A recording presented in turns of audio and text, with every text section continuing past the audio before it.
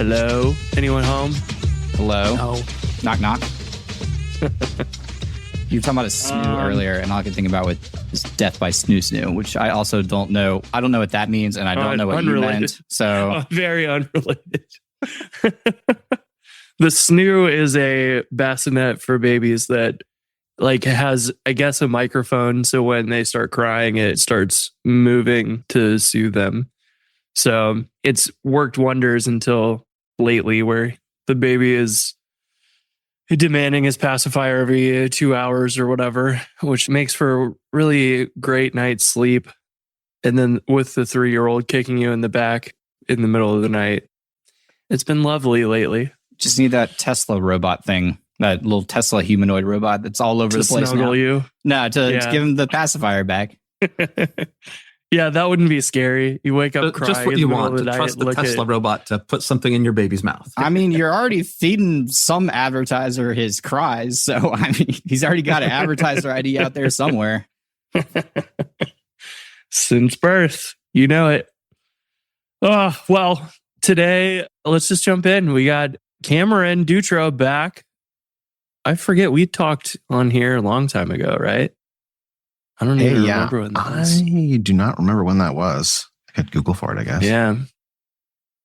But this time we're talking about LiveComponent, which is exciting. You released this recently? Is that right? I haven't had much chance to look into it. So you can explain it to me as if I'm a complete newbie. Yeah. So Andrew just put in the chat. Yeah, I just found this too. Like the last time I was on was 2021. June 25th. Oh, yeah. It's talking about Kubernetes, JSX for Ruby. Yeah. But we saw each other not long ago, right? Because I was like, I've definitely talked to you recently. Yeah, we saw each other at SF Ruby. Yes. Briefly. And I think Jailcodes was there too. We were just kind of chatting around about gaming and things like that. Yeah. I think you also hung out with Marco a little bit. And I think we had lunch, like standing at those tables outside, or at least for a few minutes. Yeah, good times. I was one of the helper organizers of SF Ruby. So I helped with the program for that. And so, I was there. I didn't get to see a lot of the talks except for the room that I was hosting. But yeah, I enjoyed that, enjoyed meeting. I think I may have met Andrew for the first time there, or seen him from a distance, but never talked to him. And so that was fun. Yeah, I can totally dive into LiveComponent. I'm glad speaking of Andrew, is on the call because LiveComponent is sort of spiritually aligned with stimulus reflex and that sort of whole area of front-end development in Ruby where you don't maybe want to use as much JavaScript as the industry would have you use. And so, yeah, LiveComponent is just a state management and client-side re-rendering system for Vue Component. So interfaces with Vue Component, Hotwire, and Stimulus, et cetera, and try to bring these live updates to the browser with as little JavaScript as possible. It might help to talk about some of the history of the project if y'all would like, or we can also just talk about the final product itself. Yeah, no, I'd love to hear because there's been, like you said, stimulus reflex. Well, there's first sort of action cable, then stimulus reflex, and then Hotwire adopted kind of the same approach where it was we could reload things and have sort of abstraction layer over action cable. I don't generally write any action cable stuff directly anymore. I'll turbo stream from with Hotwire and do broadcasts and things. Whereas it was always a little fiddly in the past to be stream from this channel and then broadcast to this channel. And then you had just to make sure that those perfectly matched string wise. And now it's kind of just give them both an object.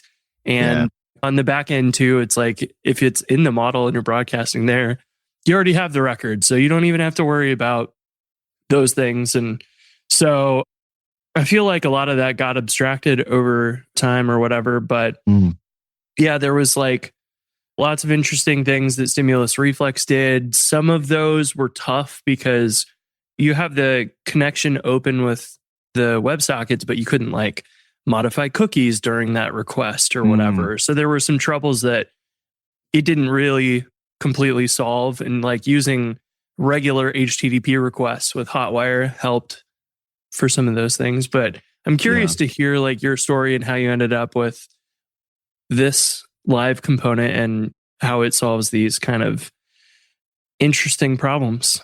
Before you get into that, I do want to say the issue wasn't stimulus reflex. The issue was the WebSockets. Well, that being the thing that stimulus reflex built upon. Yes. I feel like I had to defend myself.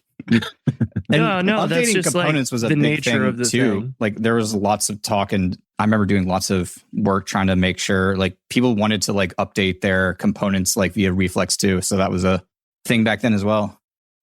There is a third-party library, I think, too, like Stimulus Reflex Component or something that I think will do some of the things that LiveComponent does, like at the component level.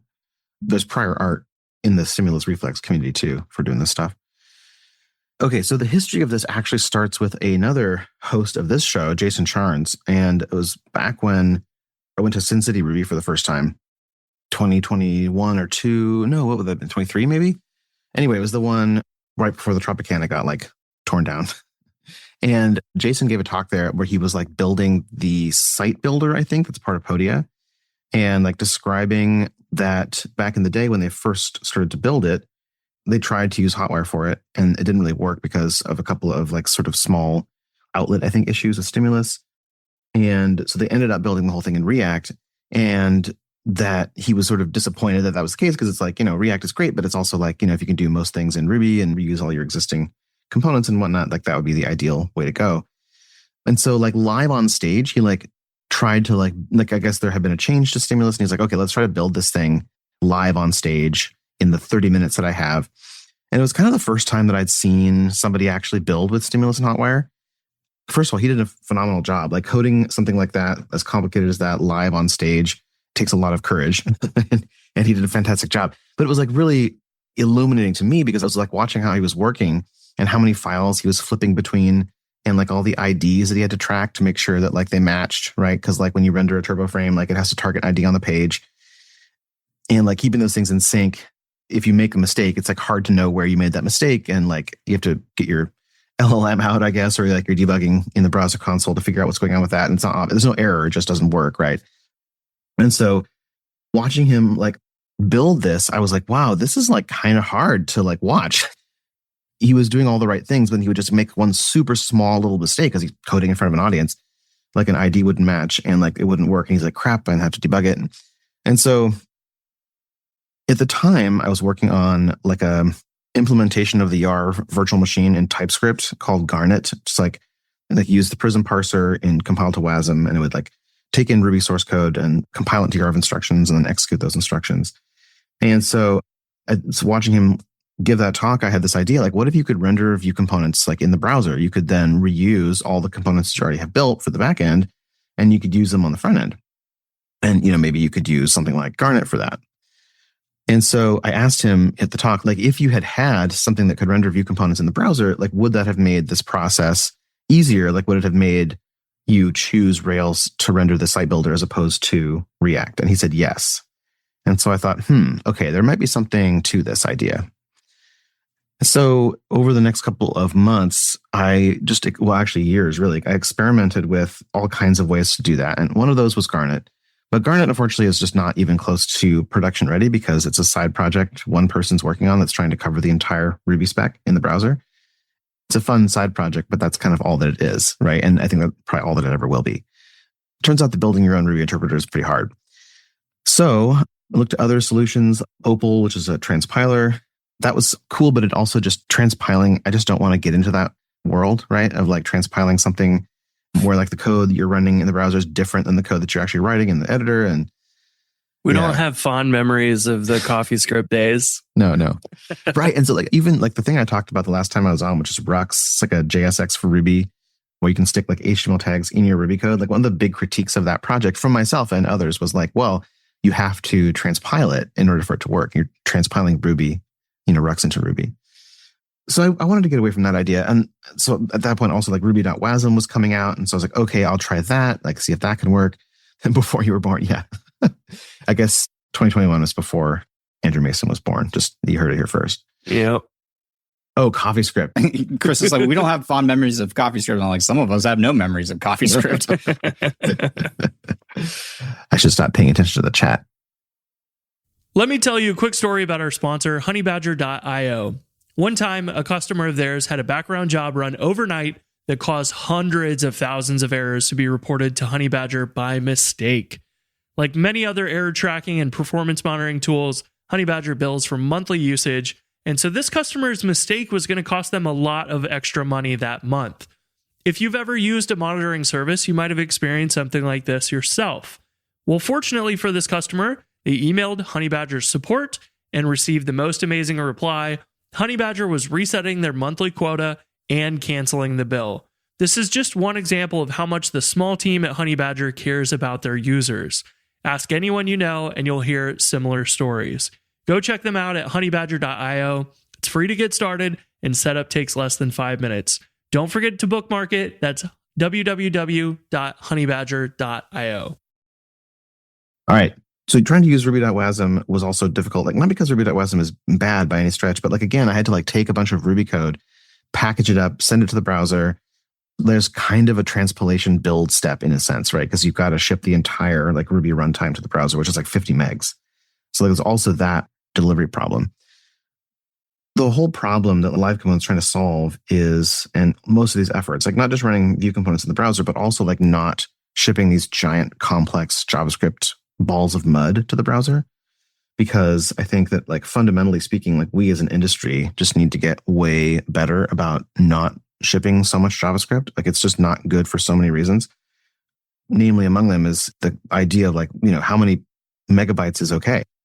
Research has shown that like only 300K or something will get you to like the P75 of devices and networks in, I think that's 23. So in 2026, I'm sure we can afford a little bit more. But, you know, if you want to serve everybody, be inclusive, it's really an inclusion issue. If you serve too much, you're sort of boxing out a lot of people who would otherwise be able to use your stuff. Okay, so fast forward a few years and I'm working at GitHub and I'm working on the primer design system and view component itself. And I had this like realization that a component, the reason that we can't render them in the browser is really just because there's no Ruby interpreter maybe, but also because we don't have the state anymore. Like the state disappears and there's not, because I assume this is what stimulus reflex also sort of understood, right? Like you have an active record object, maybe you pass that into a component, it accesses some fields and renders those things out, generates HTML. But then when that's done, it hands the HTML to the browser and all of that state just goes away. And my realization was that the state itself is just what's passed into the component's initializer, and then whatever you pass into like slot initializers. So view component has this concept of slots, which is like you can render subcomponents essentially, and they render in specific places that the component can choose. This is what it composes things together. And so being that that's the case, that you can reconstitute a component entirely just from its initializers and from its slot parameters, it's like, well, what if we capture those somehow and send those to the browser as well? So now we have the HTML, but we also have all the state that was necessary to build that HTML. And so what LiveComponent does is it automatically tracks those initializer parameters and also the ones passed into your slots, and serializes those sort of intelligently into a JSON object, sends those down to the browser, and then you write like a small little sidecar file, like JavaScript sidecar, that listens to events. You can wire up your stimulus events to clicks or on buttons and whatnot, and any other event you want, and then those can trigger methods on your controller, and then your controller just calls a re-render function. And that re-render function takes the state, mutates it however necessary, like adding a prop or removing one, then makes a request to your Rails backend, circumventing most of Rails, because you don't need most of Rails to just render a component. And then the component, the server side, takes that state, makes a new instance of the component, renders it, returns the HTML, and then morphs that HTML into the DOM. So it's a full like render loop, but like just for the component that changed, just for the component that needs to re-render.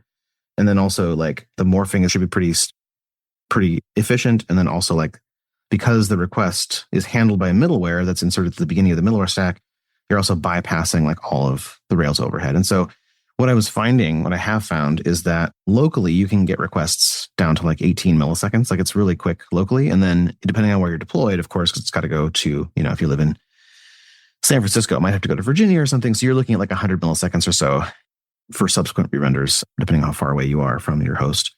But I don't know, that's pretty reasonable, I would say. And so those are the main claims of the product that it can or the project, that it can re-render things server side. It can do so pretty quickly. And it does the sort of surgical strike where it can do only part of the page that you need to change.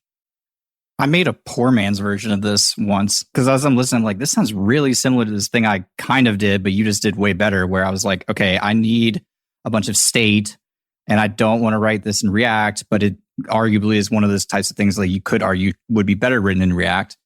And I basically was like, okay, what if we take a stored JSON in the head of the document, and when we make these little requests, like using Turbo, the Turbo stream will like update the head state.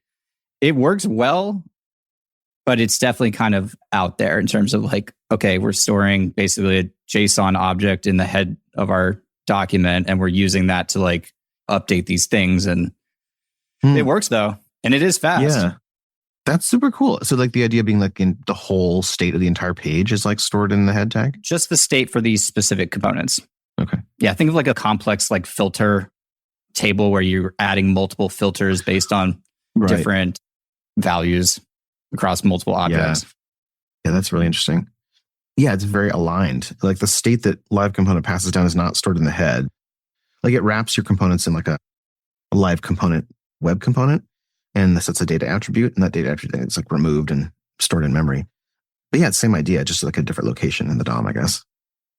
Yeah, nice. Yeah, I mean, like more generally, I feel like this kind of concept, I think we have sort of been like circling around this in the Rails community for like a long time, trying to find something not, and I want to make very clear, like, I don't think React is bad by any stretch. React is super cool.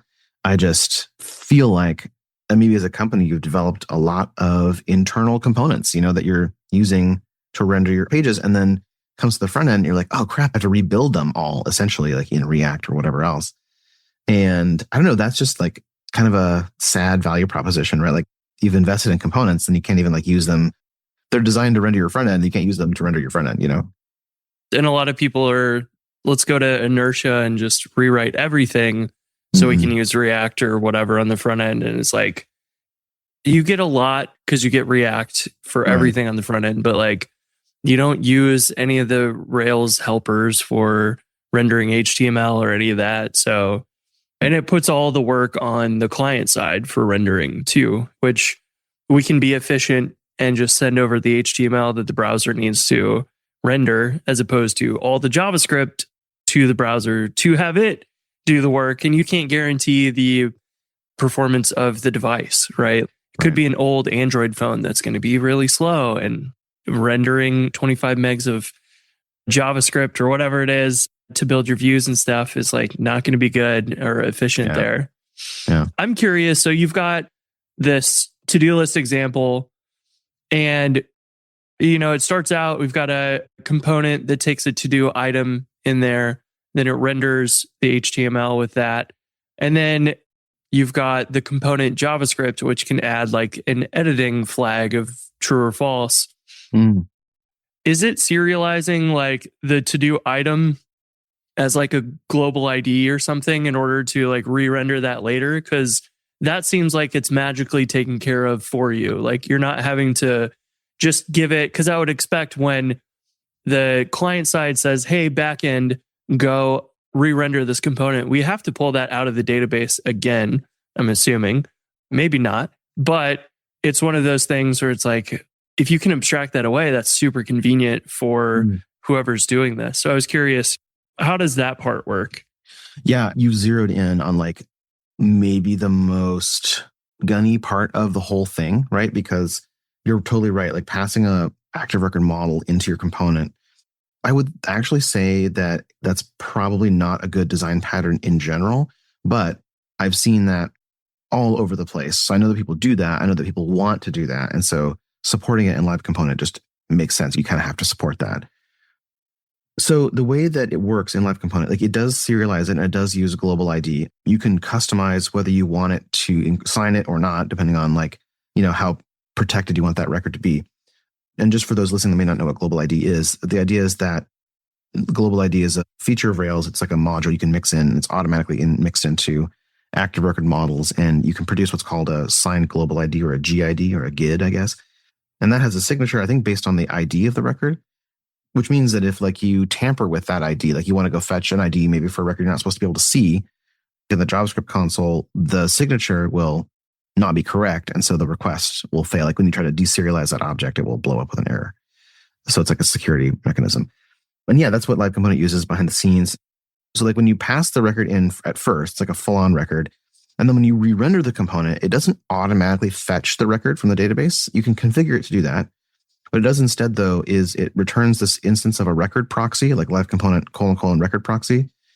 And that record proxy has all the fields that you requested it to have when you serialized it. So you can also customize the fields you want it to pull off the model and serialize. So you have free access to those things. And then if you call any other column or whatever on the model that you didn't serialize, or any other method like save or whatever, it will load the record first, sort of implicitly behind the scenes. There's a little bit of like discipline that I think you'll have to exercise. Like you have to choose which columns you want it to like store in the serialized object. And then also, because it will implicitly load the record, which means if you try to fetch another call, like if you modify your component and you say, model dot another column that you're not explicitly serializing, it'll then automatic go and fetch. You could definitely introduce like n+1s by not serializing a particular column. And serializers, by the way, are also like, it's not just active record models. You can also serialize all the standard sort of Rails objects like time with zone and, ints and floats and all the other stuff like that. You can also write your own custom serializers in case you want to customize like the wire format for objects across the wire. That's super smart. Are you tired of babysitting your job queues? Let us do it for you. JudoScale monitors and autoscales your job queues so you can stop babysitting and get back to coding. We support Sidekick, SolidQ, GoodJob, and just about every other job backend in Rubyland. And of course, we autoscale your web services too. JudoScale scales up your apps faster than any other autoscaler, so request timeouts and backed up job queues are mitigated before they become a problem. JudoScale has a free plan you can use forever, so there's literally no risk, whether you're on Heroku, AWS, Render, or any other cloud platform. Visit judoscale.com and get your job queues under control. I know I shouldn't pass my whole user into the component, but dude, come on. Like, let's be real. Let's be real. Like, I'm going to have to make a struct or a data object or whatever to just pluck the columns, and inevitably I'm going to have to branch off to another record. So totally, I can't be expected to just do this for every component, but that's a really smart way of handling it, though. Right. I really like that. Yeah. Oh, thank you. I appreciate that. Unlike jobs where Sidekick's recommendation will be pass in the ID, let the job look up the record and get the latest version of it with just that, makes it easy to serialize to JSON and stuff. Right. In that case, like that's fine because the job can run, load the record. It takes time. But in this case, like you want to avoid having to load that record every single time if possible. Right. So if you could serialize just the attributes that you care about and then adjust those and say like, the user's name has changed. So we went to live re-render this or whatever, like a preview of them editing their profile or something. Mm-hmm. You wouldn't have to, you could send the data back with the new Chris instead of Christopher. And it's like, okay, we'll re-render that. We don't have to touch the database. That can be super fast. But that's one of those confusing things of like, yeah, if we pass an active record object into a component, which we typically want to do, we don't want the component to like run an active record query. We want to like have the data ready and loaded, but we don't want to have to also like make a shallow duplicate hash of the attributes that we care about or whatever. That's a cool way to solve that problem. Cause I was just immediately like, that seems like the biggest challenge here, Yeah. But I feel like that's a nice balance to it where it's like, yeah, we'll take what you need. But if you also have to access an association or something, like, okay, fine, we'll load the record if we have to and take care of it that way, which seems great. Yeah. Like a nice little decorator around that. Yeah, that's the idea for sure. Serialization. So most of the serializer code that's in LiveComponent was actually cribbed from ActiveJob. ActiveJob uses the same mechanism that I'm talking about, like the global ID mechanism, so that you don't have to pass the ID to the job. You can pass the whole active record object and it will just like implicitly, sign that and pass in that object, which can be serialized to JSON. And then ActiveJob will automatically deserialize that back to the object and do the find and all that for you. So a lot of that code was great. I just had to change a couple things like the way the interface worked. And so I just basically copy and pasted and tweaked it. But just so people know, like that's how ActiveJob works too. And it's, I think, pretty battle tested at this point. Yeah. I use that in the notice gem as a creative way of like notifications usually need to reference at least one object, Right. a new comment on this GitHub PR or whatever. But there may be times where you need to reference several things to generate like the notification message or whatever. And I was like, the active job does this and can associate generically in a hash with all of these records. And if anybody's interested, the active job arguments like module or whatever is what implements that. Right. And adds a couple reserved keywords to the hashes. So when you like drop a global ID object, it will like convert it into a little hash with different keys that are like underscore AJ or active job, whatever. And it's pretty simple how it works, but it's really cool because it's just kind of seamless to you. And when you pull the hash back out, it's just like, oh, this is the thing. Let me go query the database for it with global ID. And it's just kind of like magical that way and replaces themselves when you load and dump the objects in there. Yeah, I'm really glad I didn't have to like think through all of that myself. Like they pretty much had all that ready to go. Yeah, but I feel like it's one of those areas of Rails that like most people probably don't think about, which is awesome. Like it shouldn't be really. Yeah, leveraging that kind of thing. Like that's one of the pieces of Real, I think. The ethos behind LiveComponent is also like not to reinvent the wheel. Like all these other previous things I was trying to do, we're doing like a new Ruby interpreter and like transpiling with Opal and having WASM, Ruby running via WASM in your browser. Like all those things are really like in reinventing Rails or like reinventing like things that people are not familiar with. Like nobody is really using Ruby.wasm in the browser yet. And so trying to make it as familiar as I could. So like LiveComponents build, like when you inherit in your JavaScript component, like in your JavaScript sidecar file, you inherit from live controller, which is a stimulus controller. So like all the things you know about stimulus, you already know. You can use those things and leverage them. For like submitting forms, it's all like uses Hotwire and your just Rails controllers that you already understand. And then active job is like a similar thing where it's like, why reinvent the wheel here? Like, let's just use what we already have in Rails. Again, it did get tweaked a little bit, but it's basically the same thing. I noticed that your HTML with the actions and the components looked and mimicked stimulus controllers almost exactly. That was my next question was going to be, are these just a wrapper around that? So it sounds like it is. How do those work? Is there anything special that they do, or is it just kind of, they live in the components directory? So I'm assuming they're loaded a little bit differently than your typical, like just import the controllers folder and add the suffix of controller.js on there. But yeah, so when you define a sidecar file, it's the same. Like if you have like to-do item or whatever, usually you'll call it like to-do item component.rb, and then you'll have like a to-do item component.html.erb. So you've got your Ruby file, which is the component itself, and then the view component, and then the sidecar file, which is the template. And then LiveComponent just has you make another sidecar file, which is like the same name. So like to-do item component.ts or JS or whatever.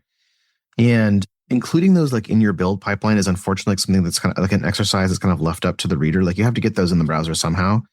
And I think the demo app, it just uses Vite. And so it just uses like the glob import, I think, in the Vite supports in your app components directory. It's like any TS file that's in there just gets like sucked up into the bundle and automatically works. And I feel like that's like, I wish that we lived in a world where Sprockets was the only option, because Sprockets used to be so good for library authors because you could like stick things like into the bundle without the user having to write any code, right? You could just, or I guess they could like stick an include tag somewhere. It was easier to do that.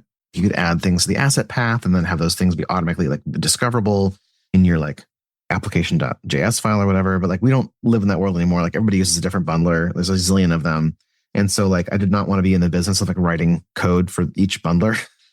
That's another reason why transpiling was so challenging, because like, sure, like I might be able to get transpiling working for like Vite, but then like, what about Rollup? And what about, I guess Rollup's a bad example because Vite uses Rollup, but like, what about Webpack and all the other ones that exist out there? It's just really painful to try and like maintain bundler code.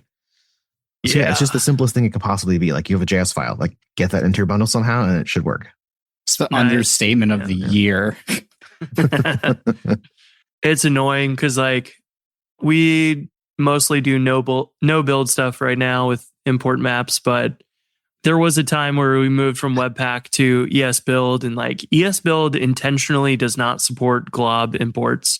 So that is really annoying and really painful, but they're doing it for the sheer sake of performance on every decision they make, basically, Totally. which is good, but huge pain. And I ended up building like the ESBuild Rails plugin that you can include that has basically adds glob support and like just makes it easier to import your stimulus controllers recursively and whatever. Awesome. And it's like you can take that and probably use that to do components or whatever. And yeah, it's just like everything is different. And then if you do import maps, then you can like do some creative stuff and pull them in from the gem. And you look at like every action text and or mission control jobs for SolidQ, like they all have kind of these different quirks to them. And it's like Hotwire Turbo Rails has its pre-built JavaScript single file turbo.js and min.js in there, but then like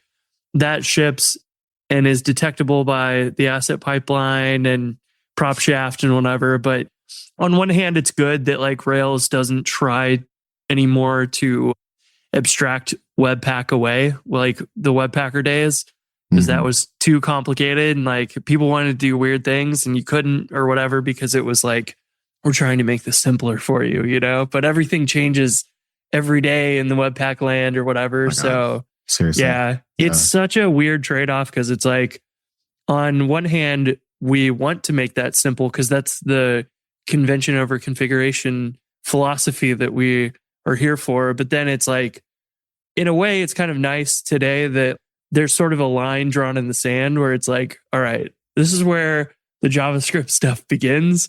And you're on your own a bit for that, because that community likes to do things 7 different ways and that changes every week. So it's kind of nice, but at the same time, it's kind of frustrating. The number of times that I have come back to a JavaScript project, it could be the next day. And like all of a sudden it doesn't build anymore.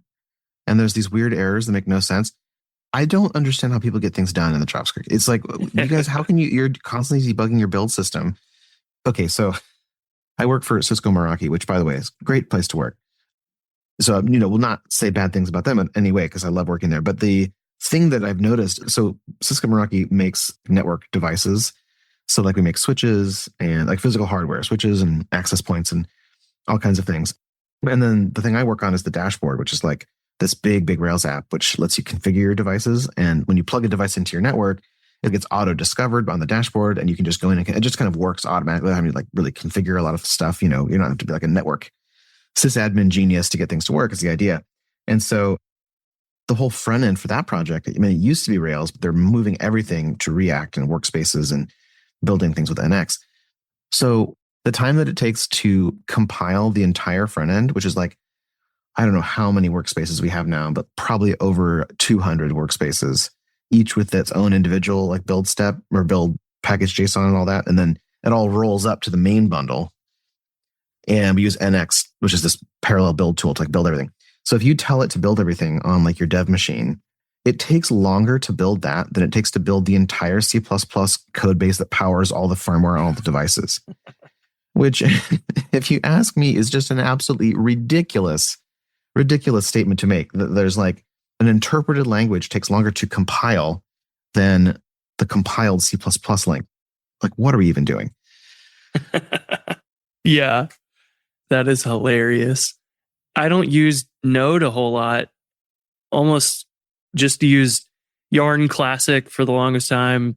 I keep seeing like, try out CorePack. And I was like, what the hell is that? And I just ignored it for the longest time. And this week on Hatchbox, we've been adding CorePack support for Yarn and PNPM. And it was like, okay, cool. We'll just run these commands. But of course, you look at the CorePack docs and it's like, well, Node doesn't include CorePack anymore. It's now a separate package in version 25 and up, which makes sense because it's like, they don't have the ability to update it independently from the Node version, at least in the past. So it does make sense, but it's kind of weird to use NPM to install the package managers automatically through Core-Pack. So if anybody doesn't know, basically, like in Ruby, we have bundler, and we just have bundler. And hopefully that stays that way for a long time. In Node land, you have NPM that comes with it, but people weren't happy with some of the things it did. So then Yarn and then PNPM come out, and they're alternatives to NPM. NPM also got a whole lot better. So those aren't necessarily needed anymore, but there's Yarn Classic, which is Yarn 1 point whatever. Then there was Yarn 2 and 3 and 4, or I don't even know if 3. Which I've never gotten about able to work, by the way. Tried for years. I can help you now because I understand it a bit better after this week. But it's like the Node community can't even decide on a package manager. And so they have invented Core-Pack so that when you install Node, you can go to a project and just say Yarn. And if Core-Pack's enabled, it will be like, oh, you want Yarn? Let me go download Yarn and check the package JSON for like the package manager. And it says, I want Yarn at version 4 and I want PNPM in this other project at version whatever. So it looks at those and then downloads the package manager for you and installs it itself and then runs it. So it kind of manages package managers, which is ridiculous. And it's just terrible. And it like shipped in version 14.19. So somebody the other day, I had written it or made this change, like somebody deployed 14.16. So Core-Pack was like not available. And I was like, it's just a mess. And it only seems to get worse in JavaScript land. But we were very lucky that we don't even have to think about these things, at least currently. Fingers crossed. But that community is wild in comparison to Ruby. Switch us off of this awful discussion about Node. I'm wondering if you could give, because we've kind of talked around it, but we haven't really given like a really good concrete example of when you would want to reach for LiveComponent over just like turbo streams and stimulus and, you know, a little hacky magic here and there. So, I mean, you have this little to-do example in the docs, but for people who are listening and driving, can you give us like an example, a use case, or however you would find it to be most useful of when you would use this, when I know I need to use this? So I sort of think of like front ends in like 3 different categories. There's like purely static. So you're talking like blog posts, news articles, things like that. Then on the other side of that, like on the very other side, there's fully dynamic. So we're talking like Figma or Creative Suite in the browser. Like those things are full on applications. And traditionally, I think we've sort of like used Rails to make the totally static pages and maybe a little bit of sprinkles in there. And then on the other side, React, or I guess in Figma's case, like C++ compiled WebAssembly for truly dynamic applications. But I think there's like a big space in the middle that those two things do not serve. In the case of a lot of Rails applications, for example, like most of the page is static. And I would say this is true even for big applications. Like a good chunk of the things on those pages are also like the menu that you pull down, the file menu, like that doesn't change, right? It's the file menu has all the same items most of the time. Same thing like a blog. So like 90%, well, it's hard to say. A good portion of your page is going to be static. And so it doesn't really make sense for React to render every single thing on your page, even for some of these big applications, I would say. That's even more true for these apps in the middle of those two extremes where like, you know, most of it's static, but like I just want to pull a menu down or I want to like, I don't know, change the color. Like when I switch my dark mode versus light mode slider bar, like the toggle switch, maybe that could be powered by, you know, something dynamic, right? Like I'm just going to change the CSS class and the body tag of my page. And I think Stimulus handles a lot of that stuff like really well. What LiveComponent is supposed to do though is like kind of bring that same like interactivity to components. So, because I think that like the Rails view layer, it hasn't seen a lot of innovation for a long time. Like we're rendering partials, we have our templates, but like there's all the same problems still inherent in that setup that view component was designed to solve. And so what LiveComponent is trying to do is like bring Hotwire essentially just to the component realm and bring Stimulus to the component realm. So you can do things like at the component level as opposed to like at the page level. So I would say that where it really shines is doing a lot of the same things that you're already doing with Stimulus. Like if I want to toggling classes on and off, maybe that's something that Stimulus, like adding a class, removing a class, hiding or showing an element. Like those are things that Stimulus can still do without LiveComponent. One example might be like if I've got a form and that form submits to the server and like, you know, there's validation messages that come back as a part of that. that's a good use case for LiveComponent, because what I can do is like LiveComponent overrides the form with helper to add a special parameter called re-render. And so you can say form with and pass in your model and whatnot, and then see re-render self. Re-render self means is like when this form gets submitted to the server, I want you to re-render this component in the response.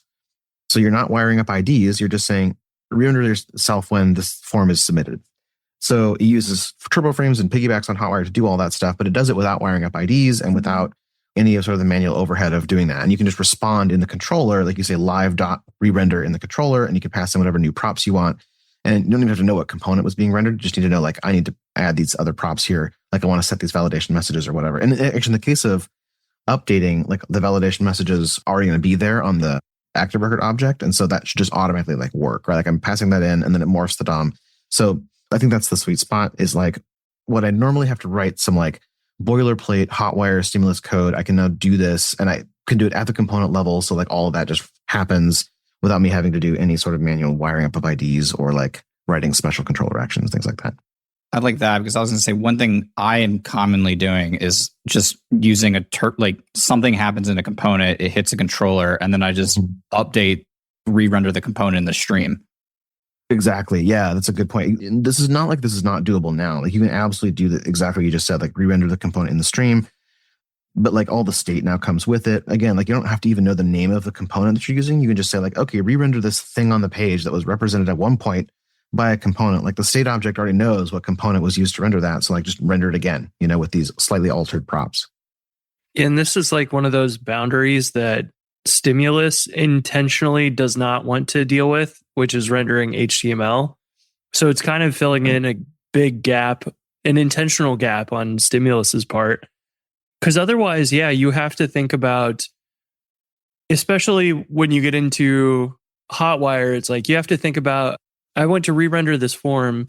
So do I have to wrap it in a turbo frame? And then I have to maybe have a special URL for it in some cases or whatever. I'm thinking of things like the little turbo frame around a comment or whatever. You want to go edit one of your comments. So we want to do it in line. Yeah. It's kind of like now I have to have the edit path for that.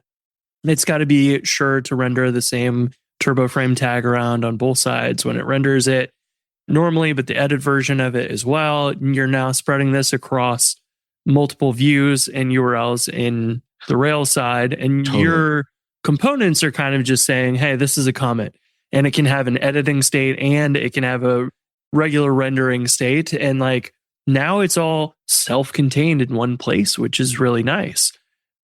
That is where the mental overhead of Hotwire and Turbo for me is sometimes breaks down, where I'm like, oh, how am I going to do this elegantly without losing my mind later? When like I have this turbo frame tag that's in 7 different places because this is complex enough or whatever, or even just I have to break out of the turbo frame at some point, and I just like now I'm trapped in there or whatever. And it's like you can't redirect and break out of a turbo frame. So your approach here seems like it solves a lot of very similar issues, but in a different way. That's kind of like, yeah, you know what?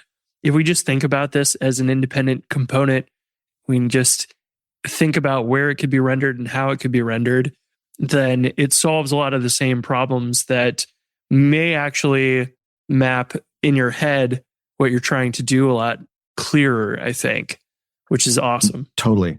I'm really glad you mentioned that rendering the same component from different controller actions, and like it doesn't have to be a component, it could be a partial too. That's always been difficult for my brain to like enjoy about writing Rails code, is like if I've got, like a index page, or maybe I've got like a edit page, or I guess both those things, and then also an update action. I want to go like render the same thing essentially multiple times. Like I want to render the component, but I also want to render it like in editing mode. But in both of those cases, I'm like rendering the same component and passing in the same props. And if in the traditional setup, I'd have to write that code twice and then make sure that I'm passing in the same prop so that it looks the same in both instances, right? Whereas in LiveComponent, the goal of it, at least the goal of like the re-render behavior, is that I can define the component in one place and then I can re-render it elsewhere, but I don't actually have to remember all of those bits of state that I passed in originally. It kind of remembers those and just lets me apply the one change that I want to apply that actually matters to that particular controller action. I think this solves a problem that I run into where I will have a big component that renders several different components inside of it. And then those components may render things inside of them. And I'll be 4 or 5 layers deep. And when I hit a button, I want to execute a turbo string. Well, it turns out there's been a little tweak to the design, and we want that to also update this counter number over here. And so I'm like, oh, crap. Now I need to pass this variable all the way down to this button so that when I hit it, it can hit the controller, and the controller can then get that object that I only need at the top level, but now I need it again here because I just need to do this one little thing, like of updating like the comment count, for example. Yeah, that's a great example. I should also mention that LiveComponent lets you can say re-render self, but you can also say re-render parent. And you can also say re-render and like pass a component instance in. And because LiveComponent attaches like a custom ID to each of these things, they're identifiable on the page. So you can also target all different kinds of things like from that re-render option that you can pass in. So yeah, the button concept, like I'm wanting to re-render maybe the parent, to parent, like the grandparent maybe of that button, I can like do that by targeting that element specifically. That would have solved some problems for me that I've had recently. Nice. Of like us having to debate like, okay, do we really have to like update 6 components to like get this one little thing? Is there any other way we could do this? Totally. Before we have to wrap up here in a couple minutes, I noticed in your docs you have React support. Tell us about this, because it further blurs the line between you don't have to go full inertia or whatever with this, which is awesome.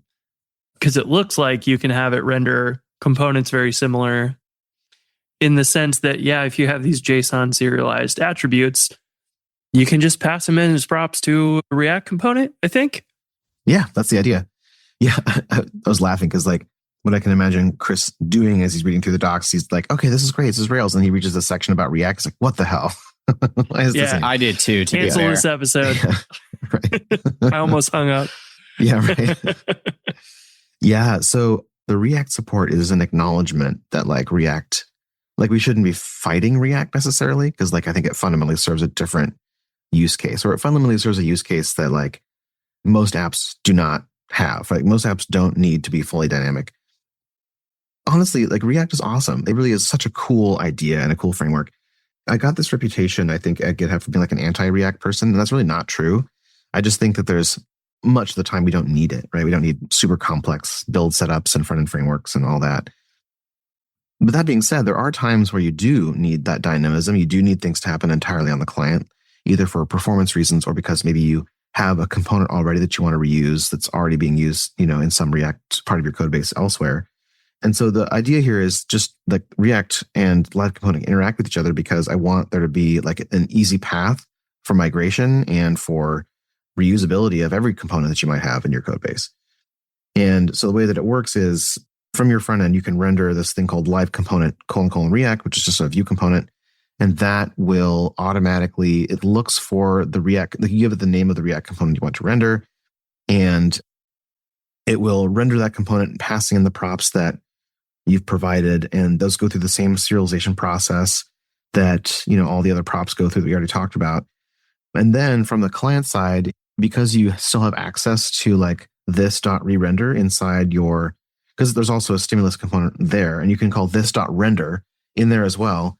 You can pass in new props, and those will automatically get passed to the existing React root. And then React will receive those updated props and also updates. You can drive state updates in React components also from the server if you want to. That's pretty cool. That brings me back to the original package I wrote a long time ago, Vue TurboLinks, which was like TurboLinks events to set up some Vue components on the page and then just tear them down before cache and stuff. Kind of getting the best of both worlds, where I had like one very complex page that was like, you know what, it's going to be more convenient to do this in Vue and have, because it was just a complex form. So it was like, we need to hide and show these things and change stuff depending on the current state. And it wasn't like I had to go back and forth to the server with that state, but maybe I do need that in some cases or whatever. But in that case, it was like, yeah, this is just a convenient way for us to generate the HTML, hide and show different things based upon the select options you had chosen and whatever. Totally. That is a really cool thing that allows you to have that extra layer of complexity there too, where it's like, I assume that these can re-render the React way normally, where it's like doesn't even have to go back to Rails, but it can, or back to the web server at least. So you got the benefit of just very, very fast client-side updates like React normally would, but you can also take advantage of Rails re-rendering things with the LiveComponent middleware, and Rails can also just render these out normally, which is a pretty awesome combination there. So I'm going to have to take a look at this. I like that. Nice. Thank you. There are certainly times when it's like Rails... The Rails helpers are great, but sometimes if you don't need a lot of those, it's like just put them in a React component or something that can be simple enough and just update immediately client side. So it's got a good alternative to that, especially when you don't need that round trip to the server. Mm-hmm. It's not like LiveComponent it's like free, right? There's like a cost associated with it, just like there's cost associated with anything. And the cost, of course, like you're shifting the conversation in terms of cost there. Because like if you're using React, like the cost is in bundle size and maybe computing power on your browser or whatever. So that's the cost for React. And the cost for LiveComponent, of course, is going across the wire and getting, just like it would be for Turbo. So there's still a cost. You still have to maybe balance that cost with the performance that you want out of your application and the behavior you want.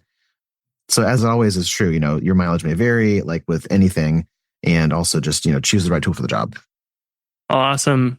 Well, I've got to run, unfortunately, but this seems like something super fun and like would be interesting to come back to at some point after we've had a chance to use it, and also see what you see with actual people using this in complex situations and stuff. And like, what are some cool things that you found that are complex enough that really save a lot of time that way? So I'm excited to see what comes of LiveComponent. Yeah, thank you. Thank you. Nobody's using it yet. So hopefully next time we chat, they will have. Yeah, they have to now that they've heard this. Yeah, that's right. Call to action. Right. All right. Well, I have to run, unfortunately, but this is super fun catching up, and hopefully we'll see you at a conference here soon. Yeah, thanks y'all for having me. It's a great time. Yeah. Bye. See ya.